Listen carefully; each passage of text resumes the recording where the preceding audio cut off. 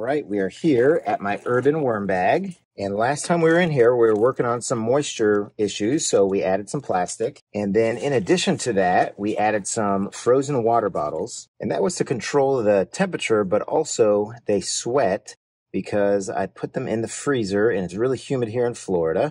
So as they defrost, they get condensation on them and that ends up in the worm bag. So as you can see, it's a lot more moist on here than it has been in the past, and we do have some worms on the top. And then this paper came from the tiny worm bin because we added 300 worms from that tiny worm bin, and I see one right there. And we've got several down here, and they're laying castings, which is fantastic. So I'm going to take this out real quick, and we will put it right back in. So let's go ahead and dig in and see how the worms have been doing with their last feeding. And we fed over here, and we also put a temperature sensor right in that feeding. But I'm going to start over here, and I'm just looking for the overall moisture. The bin is about 47 days old, and it's been 12 days since we were in here last. So this is good that we have a worm over here. And here's one of the sensors. And this is the eastern-facing part of the sun. I'm here in North America. The sun sets over here to the west, and just like it does all over Earth. But yeah, look at that nice wiggler right there. But we're just going to kind of dig in, and I feel it definitely more moist here and a little bit drier on the edges. Now, the temperature sensors did pretty good. Over here, the most it got was about 10 degrees different than the part where the feeding zone was. This was about 10 degrees lower Fahrenheit than this one over here where the sun sets, about 5.6 degrees centigrade.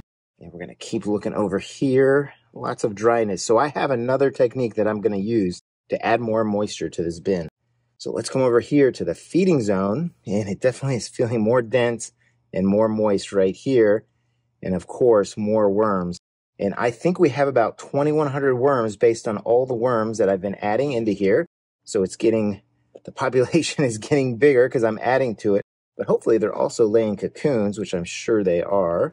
And under here I'm starting to feel, yep, there we go. There is our other temperature sensor. And I think last time we put a piece of watermelon right on top of it, and that's all that's left is that little skin. I'm just going to get the worms off it real quick so we can set it aside. And a bunch right there. This was right in the middle of all that food that we put in here. A lot of castings on that. Pretty amazing. Whoop, worm right there. Let's get that one off. So let's keep exploring this feeding zone. And we gave some good fast food and slow food. I mentioned the watermelon. That is certainly a fast food. We also gave it some lettuce and some broccoli stalks, more fast food. But we did give it a banana peel, and that is slow food. I'm not seeing it in here. I'm not seeing it anywhere. This right here, oh, you know what this is? This is that broccoli stalk, and here is what's left of a sticker from the banana peel. So let me take a second here to get all these worms off. So this is the broccoli stalk right here. Let's see if they've made a hideout in it. Oh, I think they have. And check it out. We've got some stowaways in here. So the interior of the broccoli stalk is certainly a fast food, but the exterior is a slow food, just more fibrous. And look at that. You can see the yellow tail right there of the worm. That is clearly a red wiggler. All right. So again, they're doing well with the food. So they are going to get a bigger feeding, because they're being really good worms, as Ann over at Plant Obsessed would say. So the other thing I'm going to do, and this is from a recommendation from Gaetano over at northeastworms.com. He said that what I should do is spray and mix, spray and mix, spray and mix. He's got a couple urban worm bags, and he said that is the way to keep moisture in there without having it leak out the bottom. So that's what we're going to do right now.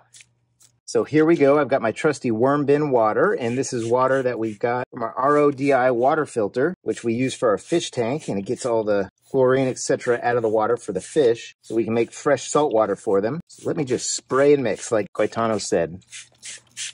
All right, so this looks pretty well misted all over, and hopefully it's enough that it kind of keeps it more moist than it's been in the past, but not so much that it drips down into the container down below this urban worm bag. So let's go ahead and get our food in. And what we're going to do this time is we're going to kind of spread it out all over and then bury it.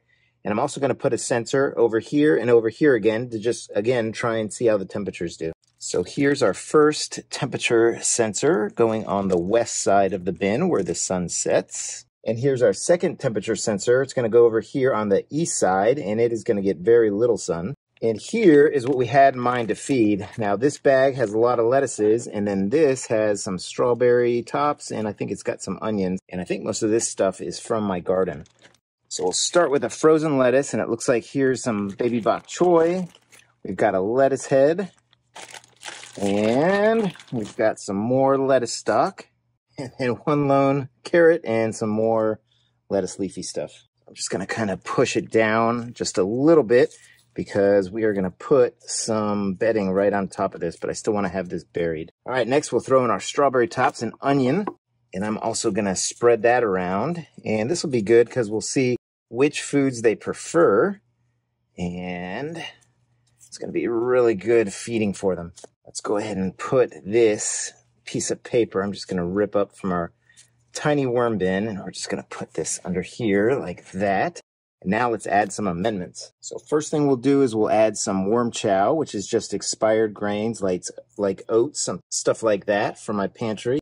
We'll just add it all around the bin. Then we'll come in with some coffee grounds. This is just a food source for them, and although coffee grounds that are dry feel really hard, they get really mushy when they get damp, so it's just another thing for them to eat. And then finally, we'll add in some crushed eggshells, which is grit for their gizzards, helps them to digest and make their food smaller. All right, so now that we got all the food in, we're going to go ahead and add this bedding, and this is pre-moistened, and it came from our rain barrel that has a mosquito dunks in it. So if there's any kind of fly larvae in here, hopefully that will help take care of them so that we don't have any fly issues. We'll go in with one more bucket of pre-moistened bedding there. And if you did happen to see any kind of flying insects while we were filming, it is night and we have some bright lights on here, so they are attracted to it. Even though we're in the lanai, when we go in and out, sometimes they end up finding their way in here. So I think we've got this pretty well buried. We're going to go ahead and put on our newspaper and plastic. But if the temperatures still keep climbing, I'm going to go ahead and put those frozen water bottles in here. But we did just buy a blind that's going to go on this side of our lanai that should shade this. And I'm going to get a good, accurate feel of what the temperatures climb into, because right now it is March. But when it comes August, September timeframe, it gets really hot here in Florida and stays hot for a while. So I want to make sure that this urban worm bag can stay in its same spot. So in goes the newspaper right there. In fact, you know what? Let's wipe my hands a little bit in it. Might as well. Keep all that stuff in the bag. And now we'll add our plastic. So I'm pretty confident that now that I have the spray bottle going, that this is going to be a great moisture throughout the next week and a half or so before we feed it again. So I hope you're all having a great day. I hope your worm bins are doing well. So happy vermicomposting, everybody. Take care now.